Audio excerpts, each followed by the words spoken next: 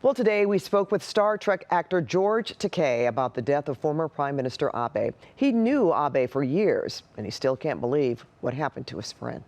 Of all places, in Japan, an assassination. I was incredulous. Japanese-American actor George Takei in utter disbelief to know that the man he shared a dinner with at the White House was shot to death while giving a speech in Nara, Japan.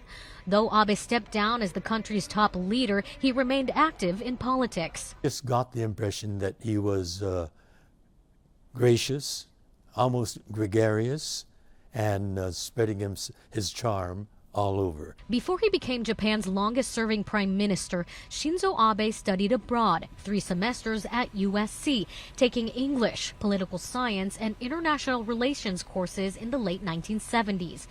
In his last visit to Los Angeles in 2015, he visited the school, the university's president, Carol Folt, issuing this statement that reads in part, quote, "The Trojan family is deeply saddened and shocked by the horrific shooting of former Prime Minister Shinzo Abe, a proud Trojan who last visited USC in 2015. Our heartfelt condolences go out to the family of Prime Minister Abe and all the people of Japan." During the same 2015 visit, Takei briefly spoke with Abe and his wife, First Lady Akie, as they toured the Japanese-American National Museum in Little Tokyo. We were able to show to them, both the Prime Minister and the First Lady Abe, this museum that we built, which we're so proud of.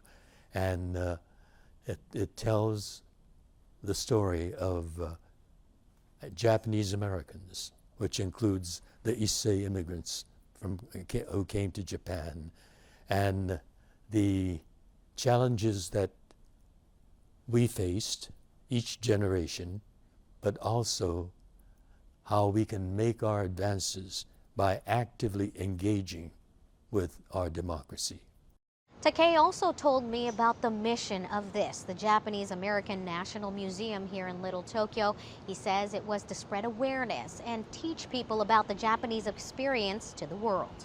So many people don't know this chapter of American history that we call the Japanese-American internment story. And because it is such an egregious failure of our ideals of America, it is so much more important, first of all, for Americans to know, but people outside of America don't know this story.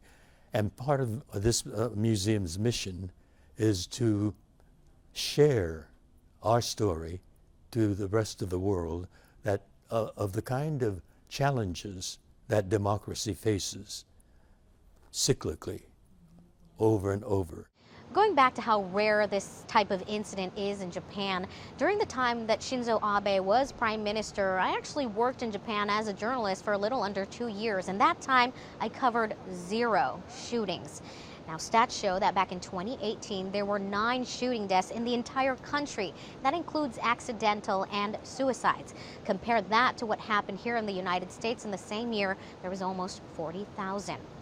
In Little Tokyo, I'm Rina Nakano. Back to you. All right, thanks so much, Rina, for your insight. And stay with CBS 2 News and CBSLA.com for continuing coverage of the assassination of Japan's former prime minister. Plus, you can always find the latest on our CBS LA app.